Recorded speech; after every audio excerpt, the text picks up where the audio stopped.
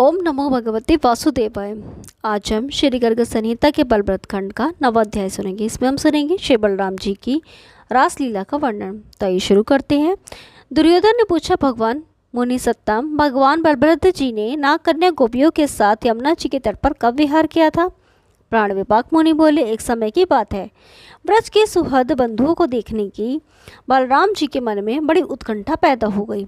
तब वे अपने ताल ध्वज से युक्त रथ पर सवार होकर द्वारका से निकले और गौओं, गोपालों तथा गोपियों से भरे गोकुल में जा पहुँचे। नंदराज और यशोदा जी भी बहुत दिनों से उन्हें देखने के लिए उत्कंठित थे, अतएव उन्होंने उनको हृदय से लगा लिया।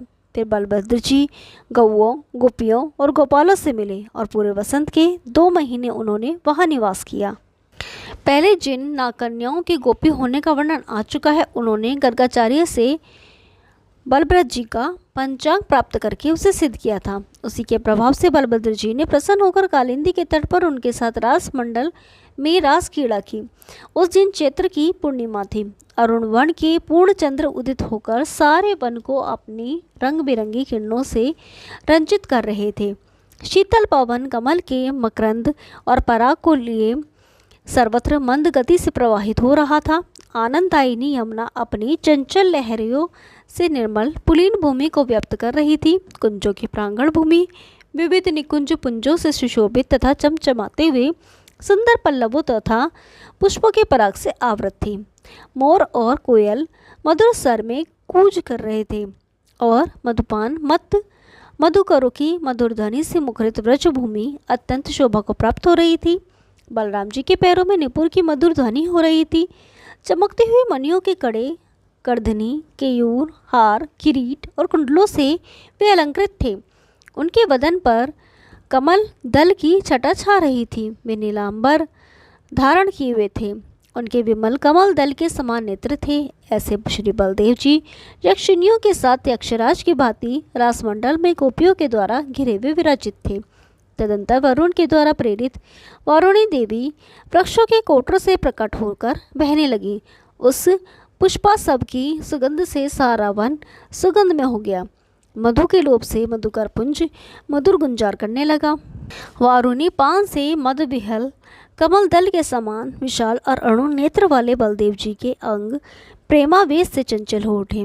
तदंतर लीला विहार जन्य श्रम के कारण जल कण की भांति पसीने की बूंदें उनके मुख पर प्रकट हो गई और उन्होंने कपोलों पर रचित चित्रकारी को धो दिया। तदंतर गजराज की सी चाल वाले और गजेंद्र एरावत की सूंड के समान विशाल भुजाओं वाले बलदेव जी गोपियों के साथ वैसे ही क्रीड़ा करने लगे जैसे उन्मत्त मातंग हथिनियों के साथ करता है। उनके सिंह स्थल तुल्य कंधे पर हल और हाथ में मुसल सुशोभित था। करोड़ों करोड़ों पूर्ण चंद्रमाओं की प्रभा के समान उनका तेज छिटक रहा था। देदीप्यमान मणि रत्नों के मंजिर, चंचल नुपुर, मधुर शब्द करती हुई स्वर्णमय किंकड़ी, कड़े, कांटक, हार, श्रीकंठ, अंगूठियाँ और सिर पर दिव्यमणि भूभूषण सुशोभित थे। काली नागिन को न जाने वाली कृष्ण अलकावली की वेणी से युक्त और कपोलों का चित्रित मनोहर पत्रावलियों से सुशोभित गोप सुंदरियों के साथ अखिल भुवनपति भगवान बलराम जी वहां विराजित होकर रास विहार करने लगे। फिर यमुना के किनारे वन में विचरण और क्रीड़ा करते बलदेव जी के मुख कमल पर पसीने की बूंदें दिखाई देने लगी। तब उन्होंने स्नान तथा जल क्रीड़ा करने के लिए दूसरे से ही यमुना जी को पुकारा, परंतु यमुना नहीं आई। फिर तो बलदेव जी ने क्रोध में भरकर हल्की नोक से यमुना को खींच लिया और कहा, आज मैंने तुमको बुलाया किंतु तुम मेरा अपमान करके नहीं आई। तुम मनमाना बर्ताव करने वाली हो। अच्छा, अभी इस मूसल के द्वारा मैं तुम्हारे 100 टुकड़े कर देता हूँ। यमुना जी को जब बलराम जी ने इस प्रकार डांटा तब वे अत्यंत भयभीत होकर उनके चरण कमलों में गिर पड़ी और बोली, हे लोकाभिराम राम, हे संकर्षण बलभद्र, हे महाबाहो, मैं आपके असीम बल पराक्रम को नहीं जानती थी। आपके एक ही मस्तक पर सारा भूमंडल सरसों के समान सदृश्यमान है। मैं आपके परम भाव से अनभिज्ञ हूँ और आपकी शरण में आई हूँ। आप भक्तवत्सल हैं, मुझे छोड़ दीजिए।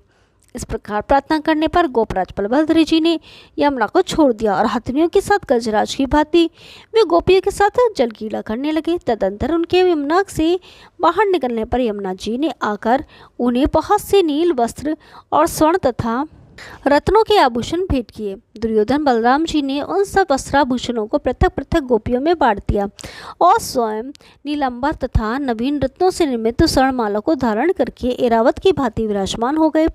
कौरवेंद्र इस प्रकार क्रीड़ारत यादव श्रेष्ठ बलराम जी ने वसंत ऋतु की रात्रि को व्यतीत किया। जिस प्रकार हस्तिनापुर को देखने पर भगवान बलराम जी के पराक्रम का दर्शन होता है, उसी प्रकार आज तक यमुना जी टेढ़े मार्ग से प्रवाहित होती हुई उनकी शक्ति को सूचित कर रही हैं। भगवान बलराम जी के इस रास लीला के प्रसंग को जो मनुष्य सुनता अथवा सुनाता है वह सारे पापों से मुक्त होकर उन्हीं के परमानंद पद को प्राप्त होता है। युवराज, अब क्या सुनना चाहते हो? ओम नमो भगवते वासुदेवाय। कल 10वां अध्याय सुनेंगे, तब तक के लिए नमस्कार।